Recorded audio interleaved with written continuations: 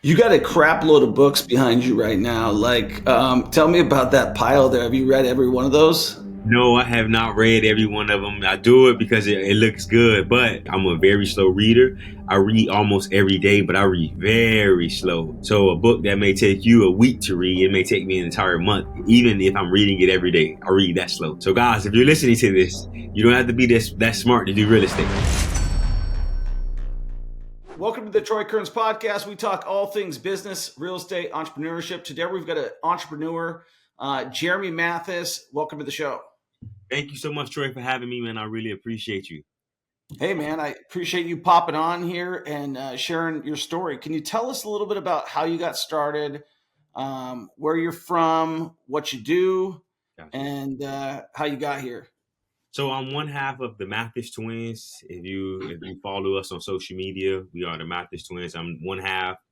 And I decided to do this podcast alone because I wanted your audience to get the smart twin and not the other one. So, but good call. Good call. But I'm born and raised in Miami, Florida. I still live in South Florida. I live in Fort Lauderdale now, but I'm born and raised in Miami. Right now, we wholesale across the country. We do fix and flips throughout the state of Florida, and we have rental properties in South Florida. The way that we got started in real estate was we had a cleaning company, and we hated the cleaning company. Right. Yeah, yes. We hated the cleaning company, so we grew and we sold the cleaning company. And then we heard an ad on the radio while we had the cleaning company up for sale with the broker.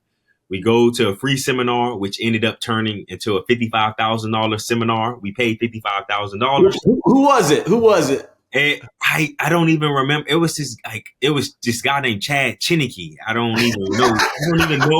I don't even know if it was him. I don't know what it was, but at the time they said he got 55 large from you. Yeah, they got 55 large from us, but it wasn't what they told us it was going to be. It was somewhat of a scam. And at that point we had a decision to make. Do we lay down and get our feelings hurt because things didn't work out for us in this first mentorship, or do we rise to the occasion and keep going? And being where I'm from and being who I am, my brother and I, we rose to the occasion. We hired another mentor for $15,000 before we ever do a real estate deal. Now we $70,000 into debt because we hired all of these mentors on credit cards. The second mentor we hired for $15,000, he taught us how to wholesale. And that first year, I think we did like 23 or 24 deals. We brought in $153,000. Wow. We was off running at that point. And yeah, I read about your story. So your dad was incarcerated, correct? Yeah, my dad was incarcerated from the time we were 6 up until the time we was 22. My mom was a single parent raising 5 kids, so we had to really work and get it. It was tough growing up, but I wouldn't have traded my upbringing for it. You got that chip on your shoulder like me? Yeah, for sure. All right. Yeah, I got that chip on my shoulder. I was in Miami selling REO property in 2010. Okay, listen, I had an office in Miami Lakes, which you know where it is, the Bank of America Regis building out there. I was selling deals out there, and I could have bought houses out there for 20 grand. I was buying them in Vegas. Yeah. And I was like, I know Miami very well, Jeremy. And I was like, I know this thing is going to turn back around, but I was so fresh right there. I'm 46 now. That would have been 13 years ago. So I was 33. I just started investing at 28 pretty heavily, and I wasn't ready for it, man. I know I've heard so many stories of people that was buying properties in Miami for 20, 30, 40,000. I actually went to dinner with the guy. No, we wasn't at dinner. We was at an event together 2 days ago. He said, I bought a fourplex in Miami for $30,000. Yeah. 2011. Yeah. I just got an offer for $850,000 for that same fourplex. And that's why we're here today. Yes. That's why we're here today, like right now, talking because of the way real estate has changed your life, has changed my life. And now how you and I are both trying to help other people change their lives. And it's such a cool thing. We were talking about this, like how real estate guys just share ideas, right? And share like good things. So with that journey started, you're doing great for yourself now, and you're building an empire, a business. And you probably something, I don't know if you ever dreamed about it or whatever, but if you did, great. And your dreams are coming true. And if you didn't, congratulations, because probably they're coming true nonetheless. No, I definitely working to make it happen. Growing up the way that I did, I know that's not what I wanted for my life. I didn't want that for my kids. I didn't want to have to save up to go on vacation. I didn't want to have to be struggling to pay bills like my mom did. So for me, real estate has afforded me that opportunity to be able to provide a great life for my family, for my mom, my kids, my wife. So I'm truly happy that I did find real estate. Yeah. Do you have twins too? Does it run in the family? It does run in the family. I actually have twin cousins, but I don't have twins, and I don't want twins because you have twins, and I Yeah. know what you went through going through it with two at one time. That's tough. Well, we've got great kids and you have a family, and it's an amazing thing to have a family, especially like kind of growing up the way you did. My father wasn't in my life as much as I would like him to be. He was there, but and I recognize that there's something that in you is like, hey, I got to get up on my own 2 feet. I got to raise my kids a certain way. I don't know about you, but I'm tough on my kids. Yeah. How are you? I'm getting tougher. At first, I wasn't because I had a girl first. So I had a girl. And that I was mushy. She had me wrapped around her finger. But then my son came along, and I'm like, it's not fair to be tough on him and not tough on her. So I'm getting tougher on both of my kids. But I truly believe that my kids need to understand, first and foremost, you got to be responsible. You got to be accountable for all of your actions, and you got to treat people right. That's my message to them. Be responsible, be accountable for your actions, and treat people right. And that's something that I am instilling in them. Yeah. I want to talk about like your dad a little bit just to kind of get into that. Like, how did that affect your life? I know a lot of people incarcerated. I don't know. I know, people, distant family members. I know, people that I've hired, that have been away for some time. And, there's a story behind there, right? Like you're sitting out there and, tell me a little bit about that and how you dealt with that. It was, as a kid growing up, it was okay. I didn't think that much about it, but I started to realize a couple years back how it was affecting me as an adult. I'm 32 now, and I started going to therapy like around 26, 27, and I realized not having my dad in my life how much trauma I had, because as a kid I didn't realize it, but I wanted my dad to come to my football practices. When I saw my buddies with their dad at football practice, I wanted my dad to be there for me, but he wasn't. And that affected me, that negatively affected me in my life. And that didn't help me. It affected me negatively as a leader. It affected me negatively as a significant other to my wife. And, not having him there, it was a good and it was a bad. I told you about the bad. The good is that now with him not being there, I would never do anything wrong, because I don't ever want my kids to have to go through what I went through, having to go give up my weekends to go see my dad in prison and missing out on certain things. So not having my dad there, I think it gave me an extra chip on my shoulder to make something of myself. So yeah, and I think like I've coached youth football of people who their parents haven't been around. And God bless your heart. What's that? I said, God bless your heart. You said you coach youth football. Anybody that can coach youth football, they respect you. Well, just like my son will play, and you know how you kind of, when your son plays, you get kind of roped into that situation. Yeah. Next thing you know, you're there. But there was a lot of children, and you realize that those kids, they may see certain things, but the one thing I noticed with the kids is they had like no quit in them. Like when that quit is built on the world that comes next. And so like kids are just good natured, most of them, and then they start getting a little bit nasty. No, for sure. Did you grow up with the dad? Yeah, so my parents got divorced. I would say it's it's one of those interesting things. They grew up. They got divorced when I was like 5 or 6, or I don't even know. It might have been 4. Like it's so not clear to me. And then then they separated, and then my mom got remarried. And then what happens is it starts being every weekend. Your dad starts with good intentions, then his life starts to go on, and then it becomes once a month.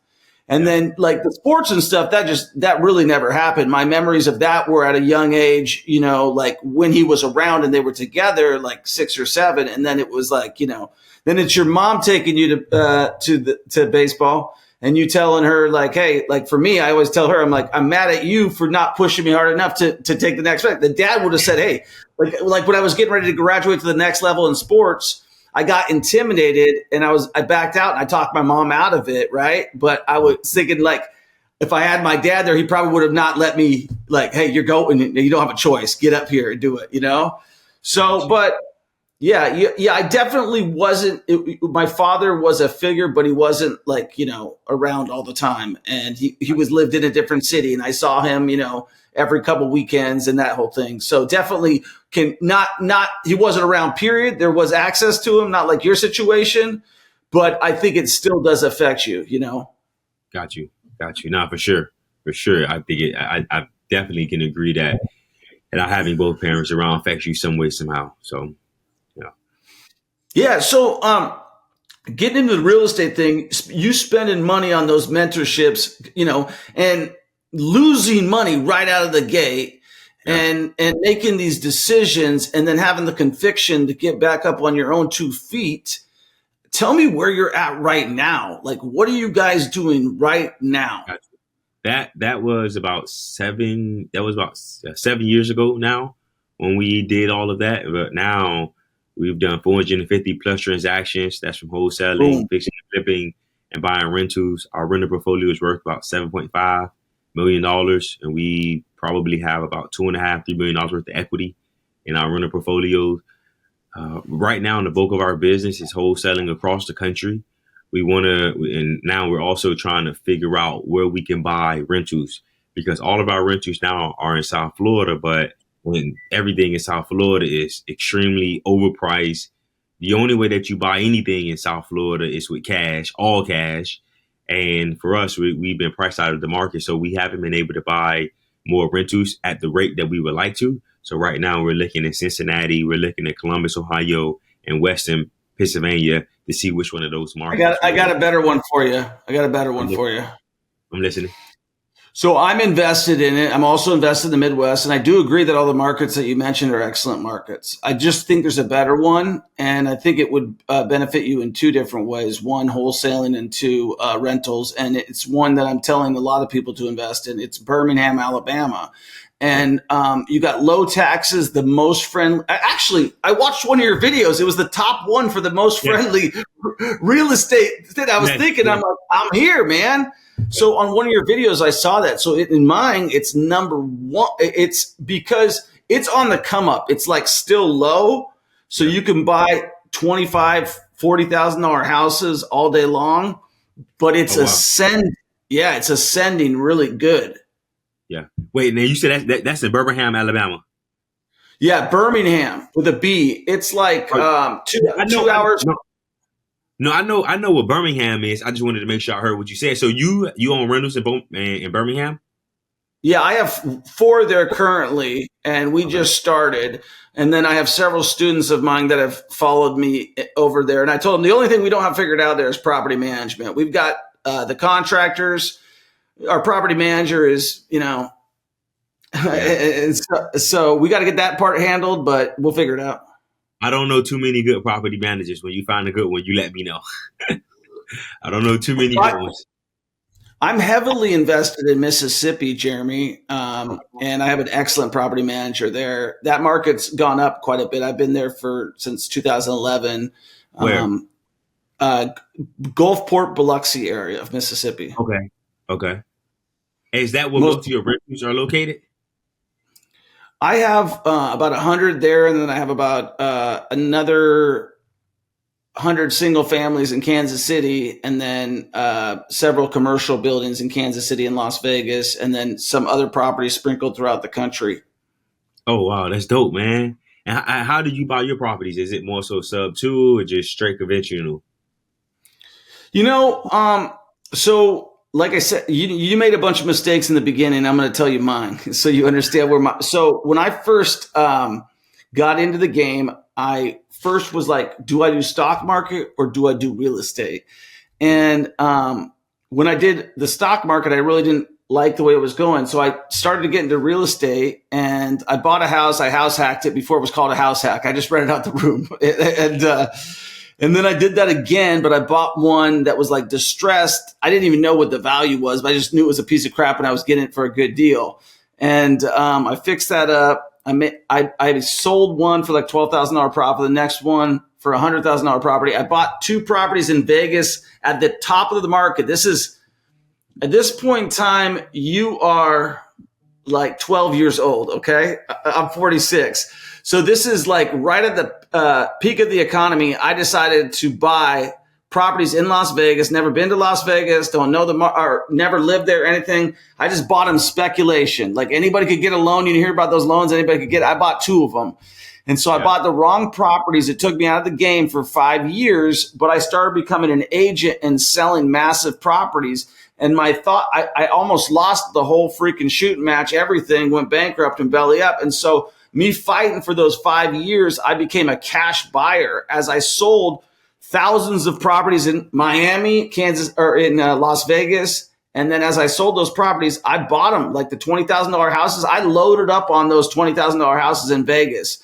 And so, and then I loaded up on them in Mississippi. And then I've been loading up on them when they were 20,000 in Kansas City 3 years ago when nobody was investing in Kansas City. And I saw Pat Mahomes play on football. And I said, Kansas City's my next market. And I loaded up here because I was exiting Vegas because I thought Vegas was overpriced. And I had 16 properties left. I turned 16 into 82 deals out here in Kansas City. So, mostly cash on a lot of the deals that I own. Now, I do leverage when I flip, and I have a lot of leverage on my commercial buildings as well. But a lot of my single families, I use those for like lines of credit and access to stuff like that. And I usually try to pay for them cash. Wow. I buy cheapies, man.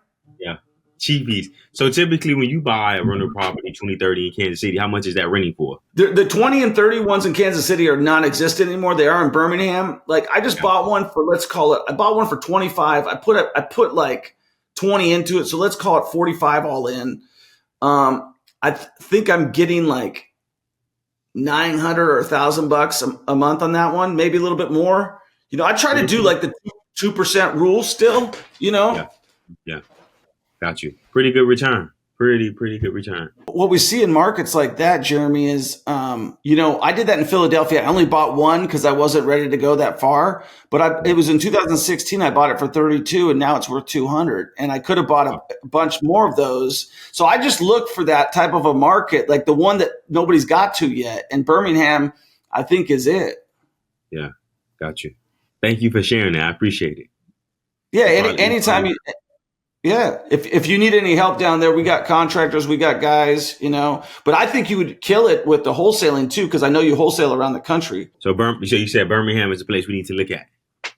Oh yeah, because it's like I invested in New Orleans heavily in 2013. It reminds me of New Orleans when nobody would touch New Orleans. Half those properties I bought in New Orleans, we own a couple of them still, but we would buy them for 20 grand. Put like, 50, 60 into them and sell them for $240,000. This is when I was first getting going. And Birmingham reminds me of that. It's got a lot of blight. There are some bad areas that you just want to stay away from.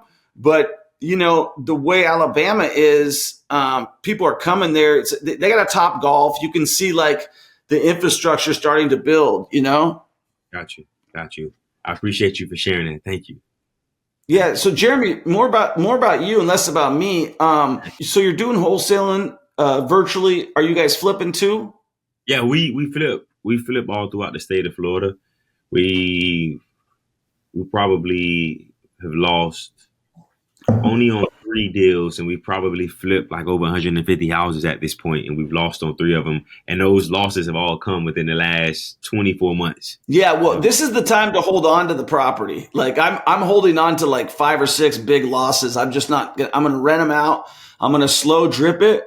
I don't want to exit for, but yeah, you're going to take hits in this market right now. You're going to readjust your strategy, right? No, for sure.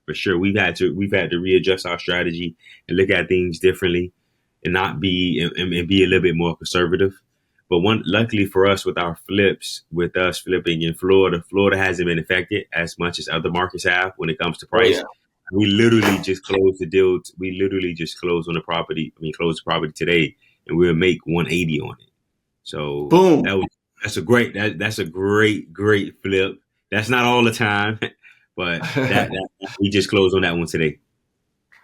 So you closed on it to buy it, or closed on it you sold it? Oh, we sold it. We sold it. I Oh, so just signed. the money's in the pocket. Yeah, I signed the HUD. I signed the HUD about 2 hours before we hopped on. So Oh, I'm see, feeling real good right now. You still say HUD. I'm the only one I thought that says HUD. Everybody's saying closing statement now. No, Are you? I say HUD. I'm a HUD guy. So, what are your guys' goals, long term, short term? Got you. So for the short term, we want to figure out we're working to make the business better and streamline it more so that it can run without us. Over the last couple of years, we've been going on the wrong path and being so involved in the business, and now we're working to be less involved in the business because we eventually now we want to start to go and buy bigger stuff. We want to go after triple net. And that's the next thing for us. And that's a long-term goal for us to start buying triple net across the country.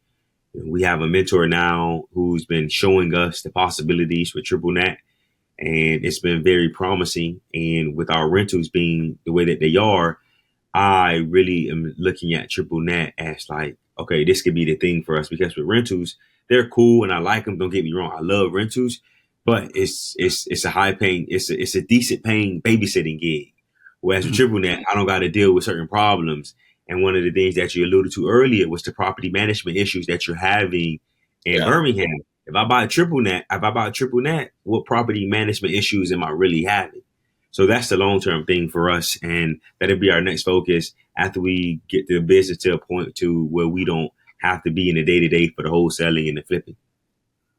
Yeah, and I think we're always tweaking our businesses. Mine's not where it needs to be right now. And if you're a true entrepreneur, you're never satisfied with where it is, because to get better, like you're not gonna be like, well, we wholesaled for 50 years and we never changed a dang thing, and so that's awesome to hear. And I do own some commercial properties, and I can tell you.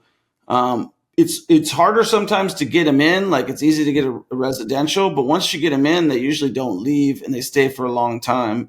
And you're almost a partnership with them, because if their business is winning, you're winning, right? Yeah. Now I've heard that multiple times. A buddy of mine, he was like, I don't see how you guys can do residential real estate, especially when you could turn a tenant over every single year. That is a very risky business. And when he told me that, I'm like, oh, you got a point. And then he started showing me the numbers on triple net and what he was doing, what he's been able to get. I'm like, this is something that's very, very easy. Like you said, I do know up front that it sometimes it's tougher to get the tenant in the door, but I'm also thinking on the back end where it's less management, because now as you don't own these rental properties, it is for sure not passive income at all. So if you build in the internal systems, once you have enough properties, you can make it pretty passive. But I mean, I'm hands on everything, and unfortunately that's still the way my business is running until I have a COO, right? Somebody that can actually run the day to day, which is where I want to get to. And we're actually looking for somebody right now to do that, because I am definitely not the integrator. I probably suffer from the same things that you do. Let's go get more business and let somebody else deal with that. No, definitely. I am not an integrator at all. And that's one thing that I've realized. And I've been the bottleneck to our growth here. So now just finding that right person that can come in and do what's needed for the organization. So how does it work having a twin by your side all the time? Somebody does he think like you? Does he act like you? How's that whole dynamic? And that's another thing that we've been learning in our journey, is that we need a different personality type, because my brother and I are pretty much the same. We pretty much think alike, and we're realizing how that has negatively affected us over the last couple of years. So that's the not so good part. The good part is that this is somebody who I've known all of my life, even before I came out of the womb. So I know how he thinks. I know what he's thinking. I know that he has my best interest at heart, and I don't have to worry about what other partnerships have to worry about. I don't got to check their bank account. I don't have to worry about, is this person trying to get over on me? Not only is he my business partner, but he's also my brother. And another negative, I just told you a positive. Let me go back to the negative. He's my brother, and with him being my brother, there are some times where our staff is looking at us like, oh, do we break this up or do we let this happen? Because it's been times where we've gotten like really to that point. But all in all, I'm super blessed that I get to do business every day with my twin brother, knowing that him and I have our visions in alignment and that we're working together to accomplish something great. Yeah, that's awesome to hear that. And I could see how, Jeremy, you with your brother, and his name's Joshua, right? Yep. Mm-hmm. You with him, it's like all your guys' ideas are great. It's like, that's a great idea, like, and then, something comes up, differently. And it's like, well, we're going to see that thing. So yeah, that's good that you guys are so introspective with your business. Did you ever want to invest in real estate? Did you ever want to live the life of your dreams? Did you want financial freedom? Did you want to break the generational curse? Did you want to help your parents out? Did you want to help your mom out? Maybe you work for a job that you don't like. They say there's only one reason to work a job, and that's to learn, right? If you're not learning at your job, you're just going through the motions, right? We have a free Facebook group, the Millionaire Mentorship Facebook group for real estate investing. Make sure you join. The link is in the description. If you want to schedule a free call with me and my team and you actually want to start, I would suggest you do so. We have helped hundreds of people change their lives, and all they had to do was get started. They booked a call with me and my team, and they got the ball rolling. And I'm so confident that if you don't get your first or next investment property within the first 90 days, you don't pay, and I'll give you $1,000 cash. That's how confident I am. Obviously, you got to take action. You can't just do nothing and expect that to happen, but that's life. Life's all about taking action. Make sure you give this podcast a 5-star review, share it with a friend, and take action. So Jeremy, with the business and this 2023 is probably like the perfect time to restructure yourself. What kind of CRMs are you using? I know in one of the videos you mentioned that it looked like it was the one that starts with an L. I can't remember the name of it. No, it's not Left Main. We actually use Podio now. But that's what I was. Yes. Yeah, we are working right now with a developer to actually switch over to Salesforce. Podio is cool, but as you know, if you use Podio, if you know anybody that use Podio, it comes with its own set of problems and headache. So right now, we're actually in the process of changing our CRM system. That's one of the first things that we're doing to make the organization better, because Podio, some days it works, some days it doesn't, and the days that it doesn't work, it hurts the production of the organization. So we're in the process of changing that. What CRM system do you use? So that's like something I studied pretty good for a while. And the short answer is Go High Level. And I got there because I had been using the same CRM since 2012. And then, I obviously looked at Podio. I looked at a bunch of other things. I've run other CRMs in my real estate agent business before. And I tried there's so many new products in the last like 4 to 5 years. And I found this Go High Level by accident through a sales funnel that we run for my mentorship program. And I was like, whoa, that I wasn't even looking for it for my real estate business. I was on another one called Pipe Drive. And I said, whoa, this is, I can dial, I can SMS, I can do everything through this system. And I could build it like the follow-up sequences. I could build websites, landing pages. I can do everything. And I'm like, it's a true all-in-one. And so, yeah, we're currently building it out. I think the one thing is that I've realized is that you just got to have a tech guy that works for you, like to deal with all the automations, because to try to figure that stuff out yourself, it just slows you down, man. Brain damage, for sure. Brain damage. Damn it. Dane Bramage. No, brain damage a lot. So, do you do any fix and flips or just all rentals? No, so I do a lot of fix and flips. Yeah, I'm gonna take a bunch of L's in this next few months. That's why I said I'm going to hold on to them. But yeah, we do a lot of flips. We like flipping. We do it in multiple markets: Kansas City, Las Vegas, Washington, and Mississippi. Mississippi, Kansas City, most active. Other deals as they come, just because I have the crews and the systems in place already over there. Got you. How did you set up the organization to be able to flip in those many markets? As we were flipping in multiple markets at one point as well. How did you do it? You can't, in my opinion, you can't do it new. You can do it if you've been there a while and you have all the people in place already. Otherwise, it just takes, Jeremy, it takes too long to go and expend those resources to find new people. So like in Las Vegas, I was there 15 years. I have a lot of old relationships. I can call a contractor. Contractor knows what to do. And I don't even have to go there, right? And I have a person on the ground. If I did need to go there, who works there because I live there and I have remote employees. So that's how that works. In Mississippi, I've been investing there for 12 years. I have multiple crews. I have a guy who's worked with me for a long time. I give him a percentage of the profits. He runs all the jobs. And then I have a property manager in that market as well. In Washington, I'm from there. And so, there you go. Alabama, we're flipping there too. I built this, like I said, we haven't built it fully out, but I did find contractors and the property, and we do have a property manager in place at this moment in time. How are you financing your deals these days? Just normal financing. There's several ways that we use it. You'll do line of credit sometimes like hard money on flips, or I'll use a local bank. Local banks are what I like to work with most. What about yourself, Jeremy?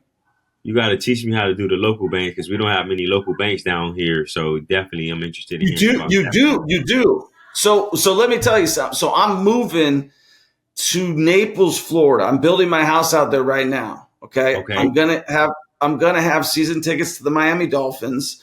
So that'll be when I get down there. But there's several banks in Florida that are local. You want something like 5 or less branches.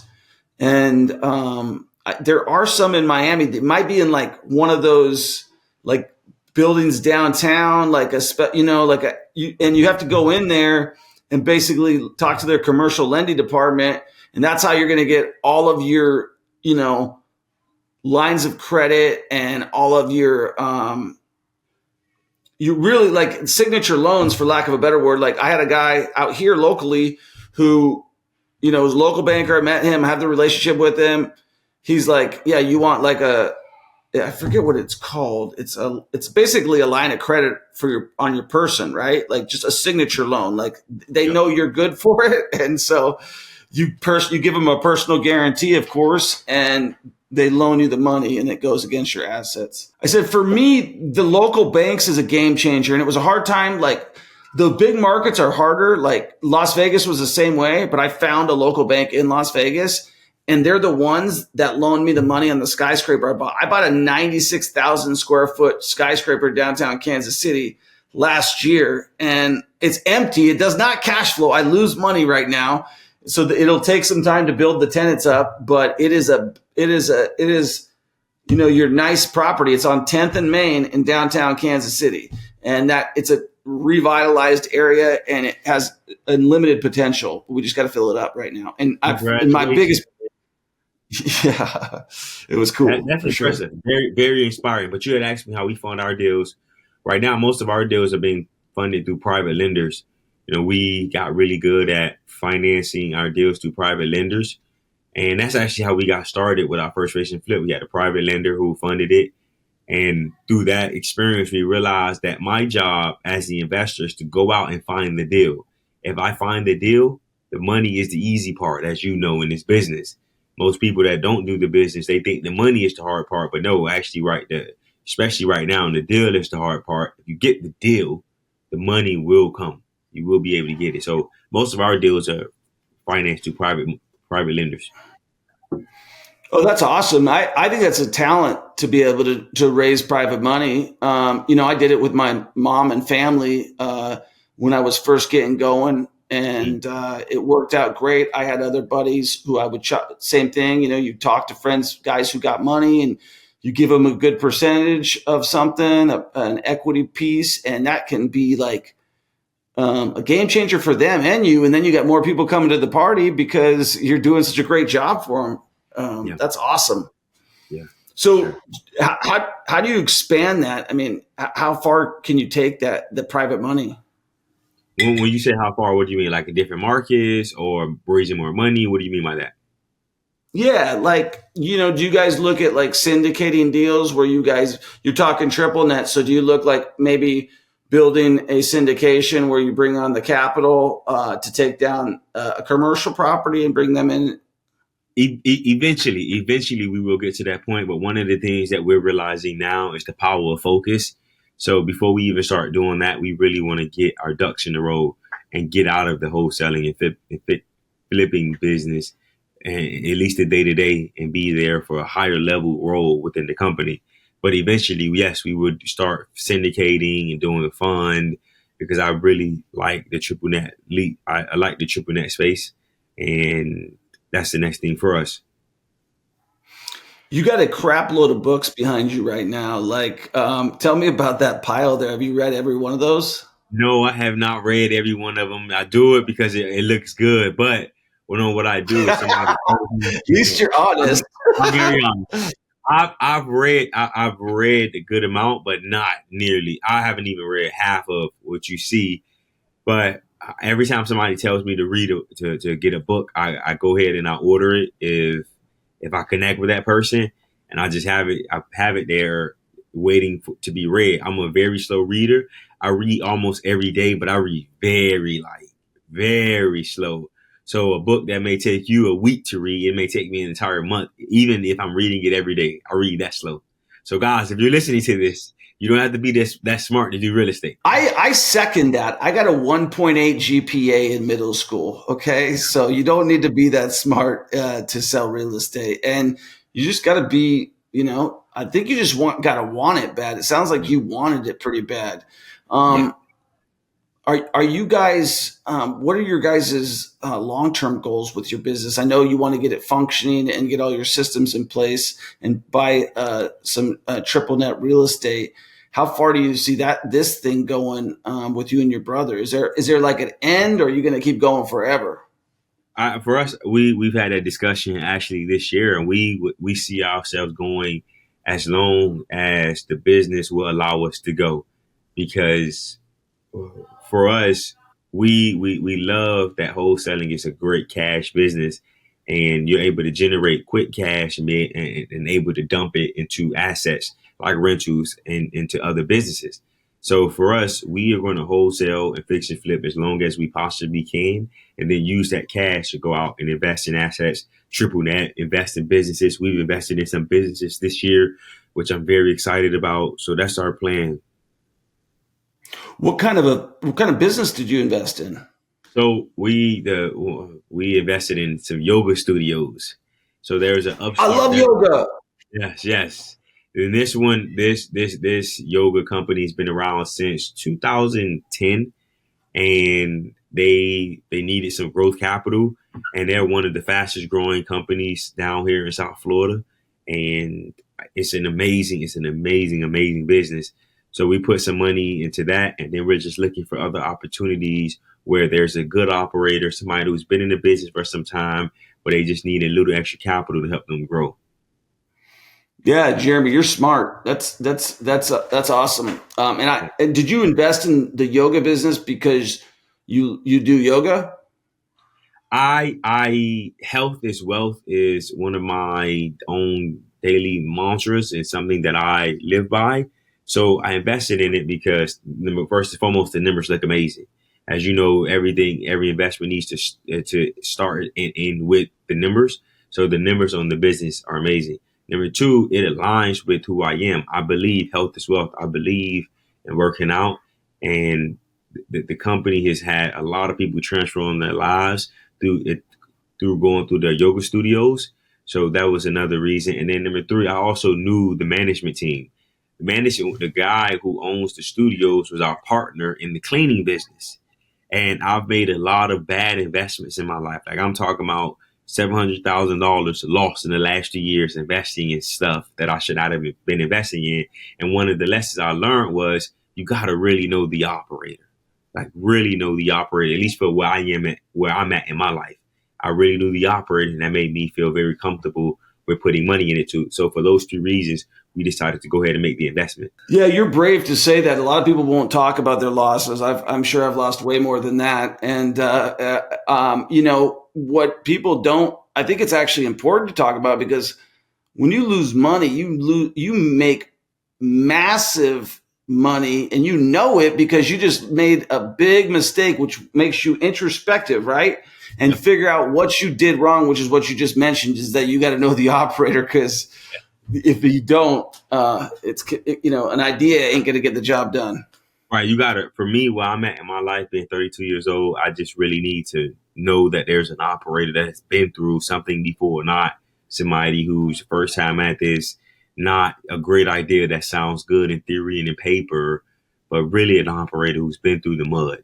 And that's what we look for when we're making investments right now. Maybe when I get a little bit older, I'll be okay with people who's their first time, but I've done that, been down that road, and I have over $700,000 lost going down that road, and I'm not going down that road anytime soon anymore.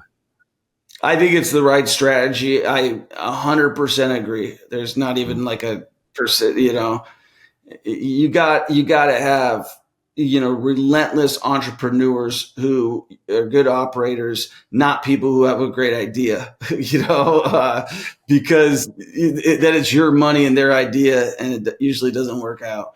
Sure. They got no skin in the game. Yeah. So Jeremy, living in Miami, you got a pretty cool lifestyle there. I know it fair. Like I said, I spent a lot of time in Miami. Where do you live? Where's your family calling home? We in Fort Lauderdale. So born and raised in Miami. Miami's is very, very crowded. So we moved up to Fort Lauderdale. Fort Lauderdale, it's crowded as well, but it's less crowded than Miami. And yeah, that's where we at right now. My office in Fort Lauderdale as well. So yeah. I really love Fort Lauderdale. I have a student of mine who lives there, and I've flown into the airport several times lately because it's better to get there to Naples than it is to fly to Naples. And I'm like, this place is dope. It's a big, small city. You've got skyscrapers. You've got, it's always been a nice place to get food. They've got lots of good food around there, and you're on the beach. Yeah, it's like Miami North, right? Yeah, for sure. I like that definition. So you said you fly into Fort Lauderdale and then you drive across Alligator Alley to get to Naples? Yeah, I think it's Alligator Alley. Well, no, we don't do Alligator Alley. We do 75. One time, 75. Yeah, 75 is Alligator Alley. If you're, it's kind of. I do that one then. Yeah. One time I accidentally put it in the GPS, and it took me like the long way through like the swamps and stuff. Like I think it's called 41, but I got that figured out after I did it the wrong way. So that's definitely the wrong place to get lost or to get stuck going through 41. Yeah, for sure. So you're living up there. You got your family. Tell me about your family. What does that look like? I have a wife and we have 2 kids. My daughter is 5. My son is 2.